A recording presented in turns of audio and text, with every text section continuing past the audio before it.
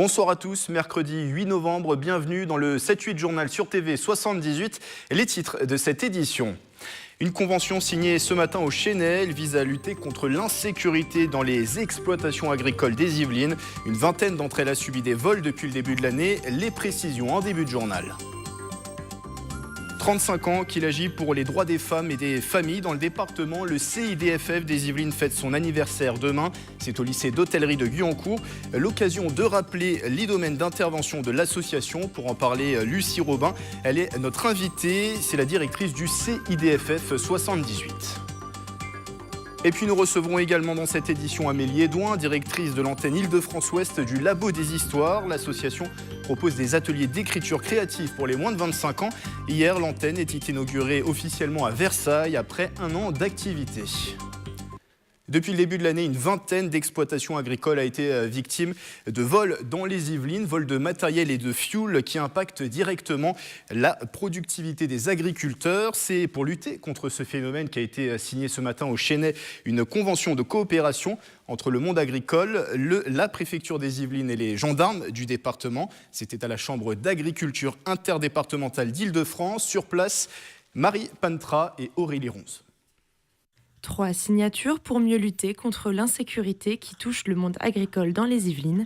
Cette convention permet de mener davantage d'actions entre les gendarmes et les exploitants agricoles. L'accent est notamment mis sur la proximité. En fait, on formalise des bonnes pratiques qui ont déjà lieu, notamment en termes de, par exemple, de prévention des vols, avec des gendarmes qui sont spécialisés dans le conseil aux agriculteurs, c'est-à-dire qu'ils vont aller dans une exploitation agricole et ils vont faire des préconisations d'équipements en vidéoprotection, en fermeture de portes, en tout ce qui permet de ralentir en fait le délinquant. Pour l'année en cours, on dénombre une vingtaine de vols dans les exploitations agricoles du département. Le matériel agricole vaut extrêmement cher, c'est-à-dire que pour un ordre d'idée, un tracteur agricole, c'est plus de 100 000 €. Donc une moissonneuse-batteuse, c'est le prix d'une maison, à peu près. Donc quand vous avez des engins qui ont une valeur de ce type-là dans les exploitations, ça vous montre qu'il y a, en plus, qui sont mobiles, c'est pas comme une maison, donc qui peuvent se déplacer. Pour nous, l'aspect sécurité devient très important. Une convention particulièrement importante pour le département des Yvelines, composée à 40% d'exploitations agricoles. Il y a à peu près 1000 agriculteurs, et ça je parle des exploitants agricoles, mais après vous avez toutes les familles, tous les sous-traitants, tous ceux qui travaillent avec les agriculteurs, donc ça fait effectivement un nombre considérable de personnes qui sont concernées par cette convention. Reconductible, la convention pourrait intégrer de nouveaux volets destinés à renforcer les liens entre les gendarmes et les agriculteurs. Il souffle sa 35e bougie. Le CIDFF des Yvelines, centre d'information sur le droit des femmes et des familles, célèbre son anniversaire. Ce sera demain au lycée d'hôtellerie de Guyancourt. Bonsoir Lucie Robin. Bonsoir. Vous êtes la directrice du CIDFF des Yvelines, 35 ans de présence sur le territoire. C'est un anniversaire important pour l'association ? Oui, c'est un anniversaire important, effectivement, 35 ans sur le territoire, ça commence à faire. Alors, depuis la naissance du CIDFF dans les Yvelines en 1982, on l'imagine, beaucoup de progrès, heureusement, sur cette question des droits des femmes et des familles. Est-ce qu'il reste aujourd'hui beaucoup à faire encore sur la question ?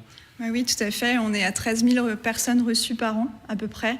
Donc 4 000 victimes, ça vous donne une idée de la charge de travail de l'association. Oui, il y a encore à faire. Encore beaucoup de travail dans le département. Est-ce que ces derniers temps, vous avez senti, alors je pense moi à l'affaire Weinstein, la révélation de l'affaire Weinstein, est-ce que ces derniers temps, vous avez senti peut-être une libération de la parole auprès, je pense aux femmes ? Est-ce que cette révélation de l'affaire et tout ce qu'elle a engendré après, je pense à l'hashtag Balance ton porc, la révélation aussi de d'autres affaires sur le sujet. Est-ce que vous avez senti que la parole se libérait dans les Yvelines ? Oui, la parole se libère, mais déjà depuis plusieurs années, on voit qu'il y a de plus en plus de manifestations, de dénonciations de faits. On le voit au niveau du nombre d'augmentation de nos victimes aussi. C'est vrai qu'on s'interrogeait, est-ce qu'il y a plus de victimes ou est-ce que simplement les victimes en parlent plus ? Je pense qu'il y a une grosse partie de personnes qui osent plus parler aujourd'hui. Elles se sentent plus en sécurité, elles osent parler. Comment on peut expliquer justement qu'elles osent plus parler ? Les campagnes de sensibilisation, tout simplement déjà, qui aident les personnes à témoigner et à parler. Et puis, effectivement, quand il y a des affaires comme ça qui sortent, on voit, nous aussi, le nombre d'appels qui va augmenter aussi au sein de l'association, des personnes qui osent plus en parler. Alors, le CIDFF des Yvelines propose un accès gratuit au droit et il y a de nombreux domaines d'intervention, c'est ça? Oui, tout à fait. On a plusieurs secteurs d'intervention. Donc, on a une équipe de juristes qui interviennent sur le volet accès au droit et aide aux victimes. Une équipe de psychologues qui, elles, sont vraiment spécialisées dans la prise en charge des victimes d'infractions. Et puis, on a des conseillers emploi aussi, 5 conseillers emploi qui interviennent en grande partie sur le secteur de Saint-Quentin-en-Yvelines dans l'accompagnement emploi des femmes, en fait. Et pour préciser les choses pour nos téléspectateurs, le CIDFF des Yvelines fait partie en fait d'un réseau national? Tout à fait, on fait partie de 2 fédérations, dont la Fédération nationale des CIDFF, puisque vous avez des CIDFF dans chaque département de France, et puis la Fédération nationale France Victimes, donc qui rassemble toutes les associations d'aide aux victimes de France. Et d'ailleurs, demain, pour l'anniversaire du CIDFF des Yvelines, sera présente Ghislaine Corbin, qui est la présidente du réseau national. Voilà, la présidente du réseau national des CIDF, Fédération des CIDF. Et dans le département des Yvelines, il y a combien d'antennes du CIDFF? Alors, on est présent sur 50 lieux de permanence différents dans les Yvelines. Donc c'est vrai qu'on maille pas mal le département. Donc plus précisément, nous, pour notre agglomération 50-en-Yvelines, où est implantée la TV78, il y a aussi des antennes qui sont Voilà, il y a des implantées. antennes. Donc on a des antennes sur le volet juridique. D'accord. Donc on est présent en maison de justice de Trappes, de Guyancourt et en maison de quartier de La Verrière. Et puis après, sur le champ de l'emploi, on a notre antenne BAIE, Bureau d'accompagnement individualisé vers l'emploi, qui est à Trappes. Et puis des permanences dans de nombreux lieux de l'agglomération, donc le Cap Emploi de Trappes, maison de quartier de La Verrière, la maison, le centre social de Magny-les-Hameaux, entre autres, et beaucoup d'autres lieux. Ça veut dire que chaque antenne a sa spécificité, elle a des rôles particuliers à chaque fois, cette antenne? Alors en fait, non, on fait le même travail sur chacune des antennes. Et après, c'est vrai qu'on maille le territoire pour permettre aux habitants d'être au plus près d'eux. Et puis aussi aux personnes qui travaillent sur les lieux et pour qui c'est plus simple aussi de venir à côté de leur travail plutôt qu'à côté du lieu où ils habitent. Vous le disiez tout à l'heure, 13 000 personnes reçues par le CIDFF des Yvelines. Qui sont-elles? On l'a vu, 4 000 victimes. Le reste de ces personnes sont en demande d'information. Oui, voilà, une grande majorité du public que l'on reçoit, c'est vraiment sur les demandes accès au droit. D'accord. Donc beaucoup de questions en matière de droit de la famille, tout ce qui concerne les séparations, les questions d'autorité parentale. Ça, c'est vraiment la première des questions qui est posée à nos juristes. Et puis, en deuxième partie, le droit du travail aussi, de plus en plus. On a de plus en plus de questions sur la thématique des licenciements, des démissions, des ruptures conventionnelles. Donc, c'est majoritairement des questions en matière d'accès au droit. En deuxième lieu, l'aide aux victimes, on a vu 4000 personnes sur ce champ-là. Donc là, on est vraiment en majorité sur des femmes victimes de violences conjugales, beaucoup, mais pas que. On va recevoir aussi les victimes d'attentats, les victimes d'escroqueries, abus de confiance. Enfin, voilà, c'est vraiment toutes victimes d'infractions pénales. Et puis en dernier lieu, sur l'accompagnement emploi, on est à peu près à 500 femmes accompagnées par an sur le champ de l'emploi. Au final, vous en parliez, il y a des juristes au sein de l'équipe du CIDFF, aussi des conseillers emploi et des psychologues. Voilà, exactement, c'est ça. On a une équipe pluridisciplinaire au sein du CIDF. Alors l'anniversaire qui se déroule demain au lycée d'hôtellerie de Guyancourt, on imagine un événement pour remercier les partenaires, c'est aussi pour rappeler le champ d'action du CIDFF. Voilà, c'est ça, c'est exactement ça. Et qu'est-ce qu'on peut vous souhaiter pour ce 35e anniversaire? Dernière question. Eh bien, que tout se passe bien et puis qu'on continue aussi à être soutenu par nos partenaires. Parce que c'est vrai que sans financement, l'association ne pourrait pas être là. On a commencé à 3 salariés en 1982. On est 21 aujourd'hui sur le territoire. Donc, on souhaite pouvoir poursuivre notre action au mieux. On vous souhaite de continuer. En tout cas, merci à vous, Lucie Robin, directrice du CIDFF des Yvelines. Joyeux anniversaire à votre association qui fête ses 35 ans de présence dans les Yvelines. Et pour plus d'informations sur la structure, vous pouvez vous rendre sur le site internet qui s'affiche en bas de l'écran. Politique locale, le prochain conseil communautaire de Saint-Quentin-en-Yvelines se tient le 16 novembre. On devrait connaître lors de cette séance l'ensemble des vice-présidents de l'agglomération ainsi que leurs délégations. Le mois dernier, le maire Les Républicains d'Elancourt, Jean-Michel Fourgousse, est devenu le nouveau président du territoire à 12 communes. Il a proposé aux maires des 4 villes minoritaires de gauche de rentrer dans l'exécutif.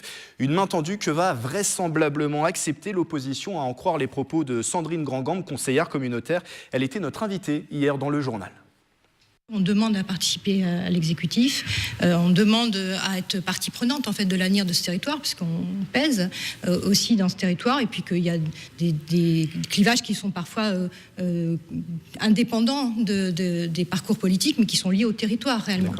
Donc ça paraissait normal On a entendu la demande de Jean-Michel Fourgousse qui est d'accepter cette proposition de participer. Après, il y a une charte de gouvernance qu'on veut vraiment mettre en place avec nos collègues pour que ça marche. Il y a quelques négociations encore. Donc il y a encore des négociations à la fois sur les périmètres et puis sur comment on fait, comment on travaille à 12. Et là, il faut avancer avec tous les maires, mais sur le principe, je crois qu'il y a un accord qui se dessine. C'est une problématique rencontrée par de nombreux centres-villes en grande couronne francilienne, la disparition de leurs commerces de proximité. Pour faire subsister ces commerces, les communes tentent de trouver des solutions innovantes, comme à Guyancourt avec cette nouvelle campagne d'affichage. Nicolas Dandry, Nicolas Kirillovitz et Patrick Jacques de Dixmude. Sur un air des Beatles, voici la nouvelle affiche que les habitants de Guyancourt vont pouvoir découvrir dans leur ville. Un boucher, une fleuriste ou encore un boulanger, ils ont tous le sourire pour une opération de communication qui vise à les mettre en avant. Les habitants disent manquer de commerce de proximité et être en concurrence avec ces grandes surfaces. Donc la ville a décidé de communiquer et de mettre aussi en valeur ces petites structures qui sont dans nos centres-villes. À Guyancourt, 140 commerces de proximité sont présents sur l'ensemble de la ville.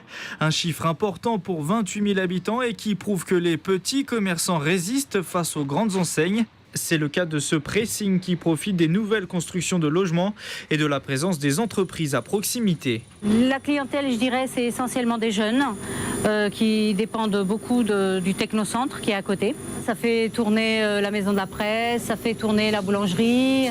Je dirais, on les connaît tous, c'est une petite famille. Situation différente en revanche à quelques mètres de là, au centre-ville. Les problèmes de stationnement sont pointés du doigt par les commerçants. Aujourd'hui, on n'a que 3 places de parking pour 4 commerces. Pour 4 commerces, quand je dis 4 commerces, c'est boulangerie, pharmacie, coiffure, boucherie. Je ne parle pas des 3 restaurants, je ne parle pas de... Voilà. Alors, ils vont vous dire, on en a fait derrière l'église. Sauf que pour aller derrière l'église, il faut faire le tour complet. Selon un récent rapport remis au gouvernement, le taux de vacances commerciales toucherait 10% des commerces de centre-ville. À Guyancourt, ce taux ne dépasse pas les 7%. Mais les deux passions, histoire et cosmétique, c'est le pari pris par deux pharmaciens de Versailles. Ils ont lancé début octobre Mademoiselle Saint-Germain. C'est une marque de cosmétiques, des produits réalisés en partenariat avec le Potager du Roi et l'École nationale supérieure du paysage. Patrick Jacques de Dixmude et Mélanie Poquet. Une plante aromatique qui donne bonne mine. Ce romarin historique est cultivé au Potager du Roi et depuis un mois, il se retrouve dans 3 produits de beauté d'un couple versaillais. Il était utilisé d'abord par Charles V et Louis XIV, à la fois comme eau médicinale, qui était à la fois bu et à la fois utilisée sur les plaies pour les désinfecter. Et puis plus tard, par Madame de Sévigné, qu'on utilisait à la fois pour s'en mettre sur le visage, comme eau cosmétique cette fois, à la fois aussi pour s'en parfumer. Et plus tard, c'est Jean-Louis Fargon, le parfumeur de Marie-Antoinette, qui revisita l'eau de la reine de Hongrie, qui est donc un hydrolat de romarin, pour en faire un parfum. Un projet né en juillet 2016 grâce à un partenariat avec le Potager du Roi et l'École nationale supérieure du paysage. 1 an et demi de recherche et de développement. Je suis pharmacien issu de l'industrie pharmaceutique et je me disais tous les jours en passant ici, disons le Potager du Roi est un espace naturel vraiment remarquable qui contient une diversité botanique d'une haute qualité et comment ça se fait que jusqu'à aujourd'hui personne n'ait pu l'utiliser dans la fabrication de produits cosmétiques. Les produits de la jeune marque sont pour le moment disponibles dans 6 points de vente versaillais et parisiens. Charles Craco et sa compagne pensent déjà à leur prochaine création autour du concombre blanc de Bonneuil. On reste à Versailles. Hier a été inaugurée officiellement l'antenne Île-de-France-Ouest de l'association Le Labo des Histoires. C'était à l'atelier numérique, en présence notamment du maire de la ville, François Demazière. Le Labo des Histoires propose des ateliers d'écriture pour les moins de 25 ans.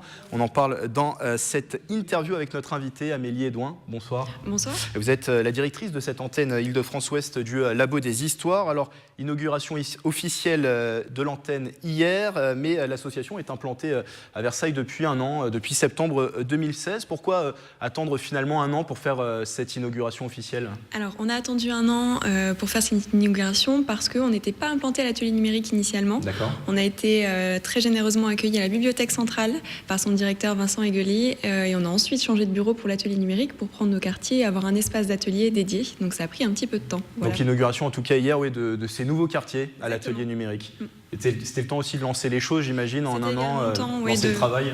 De lancer nos premiers ateliers. On a fait des ateliers réguliers à l'atelier numérique depuis maintenant un an. C'était aussi le challenge de voir si ça prenait au niveau de la population, si les enfants du quartier venaient. Et c'était l'idée de proposer vraiment des ateliers de proximité. On voit des images hier de l'inauguration et de vos locaux de l'atelier numérique. Comment elle s'est passée cette inauguration? C'était... Bonne chose au programme. Oui, alors on a eu une inauguration en soirée, ça nous a permis de faire une petite programmation intéressante. On a eu les discours de remerciement tout d'abord, et puis ensuite on a eu une table ronde avec nos partenaires, Isabelle Hanin de l'Escale à Mantes-la-Jolie, et puis Vincent Aiguely pour les bibliothèques de la ville de Versailles. On a mis en lumière toutes les médiations possibles qu'on peut proposer au public. On a eu ensuite une restitution de mes intervenants qui sont venus slammer et chanter sur scène, Calimat et Olivier Hollon, je les remercie. Très bien. Et puis on a exposé les textes des laborantins, les clips. Les laborantins qui sont les jeunes qui participent aux ateliers. Exactement, c'est le nom de code pour nos participants, laborantins et laborantines, puisqu'il ne faut pas oublier les jeunes filles qui viennent, et on a exposé leurs travaux à cette occasion. Alors Labo des Histoires, c'est une association, on l'a dit, qui propose des ateliers d'écriture créative, ces ateliers gratuits, et c'est pour les moins de 25 ans. Alors la particularité, c'est que ces ateliers sont animés par des professionnels de l'écriture, aussi bien des auteurs, des BDistes, ça peut être aussi des journalistes, des scénaristes.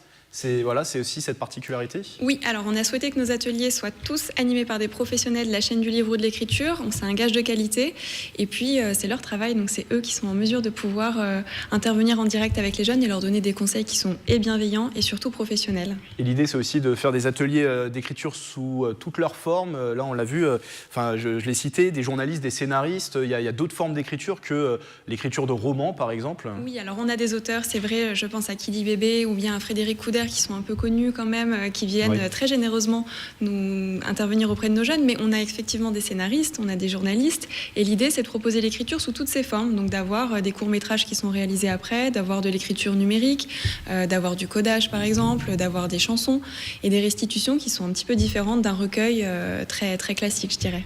On nous parle souvent de l'importance de la lecture. Pourquoi l'écriture, écrire de manière régulière, est-il primordial selon vous? Alors l'écriture, je pense que d'abord l'écriture amène à la lecture et la lecture à l'écriture. Il y a forcément des ponts, il y a des passerelles, d'où notre implantation dans une bibliothèque. Mais l'écriture permet avant tout de pouvoir se livrer et puis d'avoir davantage confiance en soi. Et ça peut être un exutoire pour dire tout ce qu'on n'a pas eu envie de faire dans la journée, pour dire ce qui ne va pas ou bien dire ce qui va.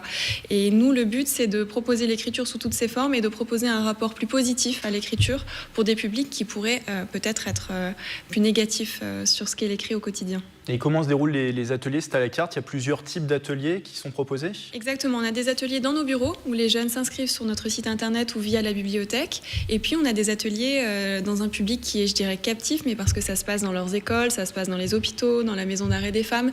Donc c'est un public qui ne peut a priori pas sortir et venir dans nos locaux, donc on va chez eux.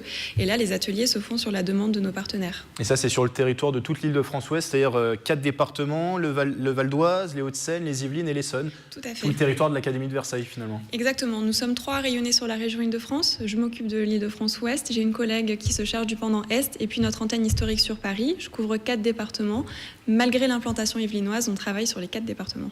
Et si on devait si vous deviez dresser un petit bilan de l'activité de l'année dernière, ça s'est bien déroulé, ces ateliers pour le Labo des Histoires sur ce territoire? Tout à fait, puisque je suis assez heureuse et fière de le dire, puisqu'on a organisé presque 270 ateliers sur les 4 départements et on a eu à peu près 2600 bénéficiaires. Et si on prend Versailles, j'ai un petit peu calculé avant de venir, pour Versailles, depuis qu'on y a implanté, on a organisé une centaine d'ateliers et on a accueilli presque 800 bénéficiaires en moins d'un an.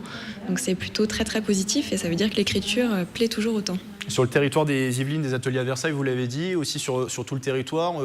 Je pensais aussi à l'Yveline rurale, le sud Yvelines. Il y a des ateliers qui sont organisés aussi sur ce territoire? Exactement. Alors moi, j'ai un axe stratégique de développement, puisque je travaille sur des départements qui sont aussi bien ruraux que citadins. Oui. L'objectif, c'est d'aller dans les toutes petites communes aussi. Donc on a travaillé avec le parc naturel régional de la Haute-Vallée de Chevreuse. On y a organisé des ateliers pendant les Journées européennes du patrimoine. Et puis on a aussi un petit camion qui s'appelle le Labo Mobile et que j'ai eu le plaisir d'inaugurer en mars mars dernier avec une tournée dans les Yvelines. Et l'objectif, c'était d'aller dans les petites villes qui ont des structures culturelles réduites, mais qui ont tout un tas de publics qui nous attendent. On a travaillé à Ablin, Nézel et Saint-Arnaud. Dernière minute de cet entretien, quels sont les prochains temps forts dans les Yvelines, les prochains ateliers organisés ? Alors, on invite tous les jeunes entre 8 et 25 ans qui ont envie de participer à nos ateliers le 21 et le 23 novembre prochain pour des ateliers autour de l'univers de Carole Trébor à la bibliothèque Porche-Fontaine de Versailles.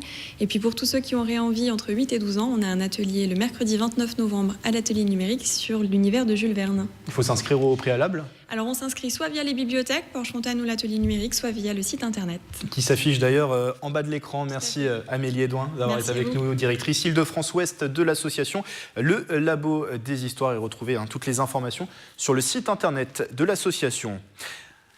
Information insolite avant de refermer ce journal. Non, je me suis perdu dans mes feuilles. Le prochain sujet est consacré à Génération Écran. C'est une exposition qui se tient en ce moment même au musée de la ville. Elle est consacrée à la télévision qui a traversé de nombreuses générations. On y a vécu notamment l'arrivée de la couleur ou encore les premiers pas de l'homme sur la Lune. C'est un sujet signé Camille Lambert.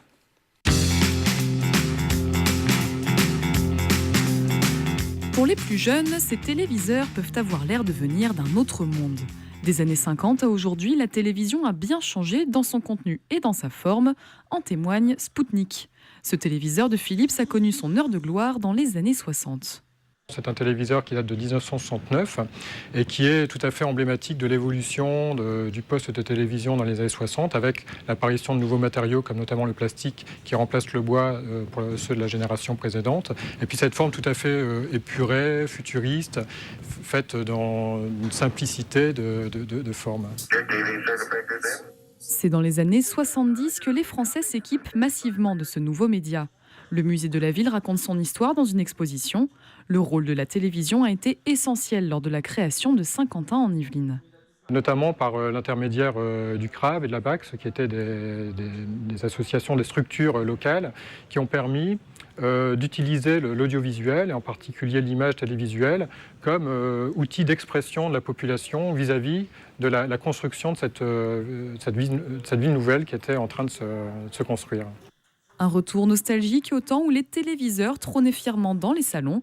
C'est désormais dans nos poches ou notre sac qu'ils se déclinent. Une nouvelle génération toujours aussi portée sur les écrans. Un sujet sur cette expo télévision de Camille Lambert et Mélanie Poquet. Je l'avais oublié juste avant. Lui passe aujourd'hui sur notre petit écran. Il a 15 ans et évolue déjà au niveau national. Kélis Véry permet aux Yvelines d'être représentés au championnat de France de breakdance. C'est le 18 novembre prochain dans le Nord-Pas-de-Calais. Une aventure pour ce jeune sportif accompli avec surtout derrière le soutien indéfectible de sa famille. Sujet de Marilène Yapichino et Nicolas Dandry. Des étirements, de la concentration et des prises de notes. À l'âge de 15 ans, Kélis prend ses entraînements au sérieux. L'enjeu est de taille, il est qualifié pour le championnat de France de breakdance. Alors pour être prêt, la stratégie est bien rodée. Au début de l'entraînement, je mets mes sons à moi que j'ai dans ma playlist, je mets au hasard. Et en fait, après, au milieu de l'entraînement, je vais sur YouTube et je mets des sons que je connais pas pour que je puisse m'habituer à danser sur différents styles de sons parce que ça va pas toujours être le même son. Cette discipline, il la partage avec toute sa famille. Quand les coachs ne sont pas là, ce sont ses frères et sœurs, eux-mêmes breakdancers, qui lui corrigent ses gestes avec une grande complicité. C'est vrai qu'on nous dit souvent qu'on est liés. On a souvent des codes pour se motiver. Et puis, nos trainings, faut savoir qu'ils sont jamais vraiment sérieux en général. On fait toujours un peu les cons. En fait, on est liés et c'est ça qui nous rend... qui fait un peu notre force, je veux dire. En sportif accompli, Kélis troque parfois les baskets de breakdance pour les crampons.